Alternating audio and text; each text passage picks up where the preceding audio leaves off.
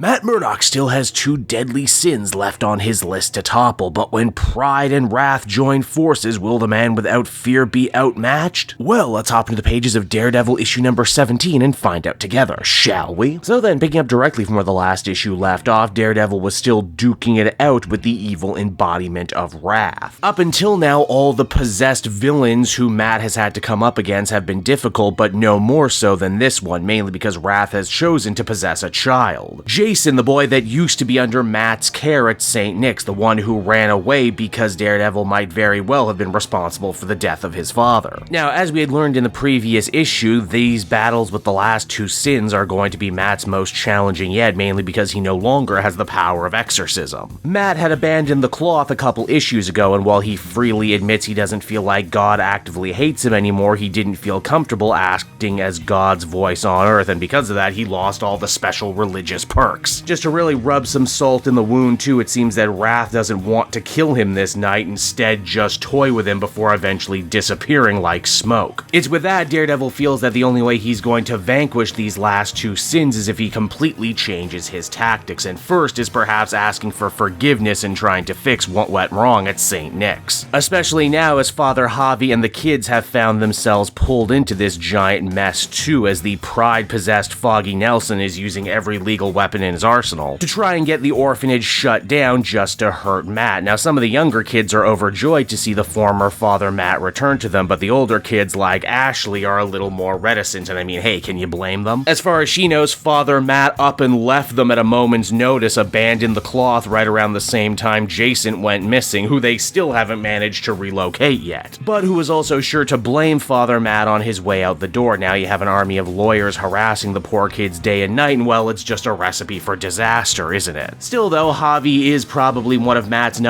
cheerleaders at the moment, talking up all his good work and feeling very confident that he's going to fix this one way or another. He might not be a priest anymore, but that still doesn't mean he isn't on God's A-team trying to do the good work. Now hey, speaking of that upcoming legal battle with St. Nick's hanging in the balance, She-Hulk, Matt's legal consultant, tries to appeal to Cole North, Foggy's legal partner. After all, he's not possessed by a deadly sin, though something worse might very well have happened to him, as Jen cannot find him no matter how hard she tries. He's gone complete missing person. She-Hulk and Daredevil reconvene to go over the case. Jen says she has no idea why Foggy would want to bring a case this flimsy to court, but Matt pretty much knows exactly why. This is pride they're dealing with. It's not actually about winning the case, it's about embarrassing Matt, dragging him out in front of the public and flogging him for all of his shortcomings. And the worst part is, to Matt, he can't actually do anything to defend himself in a court of law, only maybe he can. You see, Jen was looking into it, and it seems that someone with money and influence has been going out of their way to try and make sure that Matt's law license was re-upped over the last 2 years, and because Father Matt Murdoch and Matt Murdoch Esquire are the same person, there's actually nothing stopping Matt Murdoch from practicing law again. So yeah, how about that? Daredevil's a lawyer again. I mean, technically he never stopped being a lawyer, he just had no idea that his paperwork was still good, what with dying and being resurrected. Matt hits the streets again and tries to fight some crime before eventually trying to hail Cole North himself. When he does, the call actually goes through, only it's Foggy on the other line. The Pride Demon gloats about his upcoming victory in the court of law before sweetening the deal with Matt if he agrees to take this to court. And if he somehow manages to win, then the Pride Devil promises to abandon Foggy's body once and for all. I mean, hey, you know what they say about deals with the devil, right? Unfortunately, Matt doesn't have many other options. And just to add another extra layer of danger to this, Matt better hurry up and make his choice, because if he doesn't, Cole North might end up becoming the next victim of the Wrath Demon, who is not only still on the loose, but it seems that he is actively working alongside Pride, having captured Cole North and keeping him hostage. And so that was Daredevil issue number 17, everybody, and once again, Solid in a Mid actually does a really good job heating up this story even more so. Hell, in many ways, it feels like this series is actually reaching some grand conclusion now. Matt has 2 more sins left to conquer, who might actually be the most devious villains he's had to fight yet, as unlike the others, they're working together. It's also nice to see Matt returning to the law, even though they end up finding probably the easiest loophole to get him there. Personally, my money's on Foggy before the possession actually being the one trying to re-up Matt's law license in hopes that one day he would eventually come back and they could be partners again like in the good old days. The fact that all of this too looks like it's going to actually be settled in the court is probably one of the most Daredevil ideas I've ever seen. And for that, I gotta give it another very positive 8 out of 10. Daredevil Under Solid and Amid has been one of the most consistent Marvel books on the shelf right now, and probably one of my favorites of the last year, and it looks like it's going to keep up into 2025.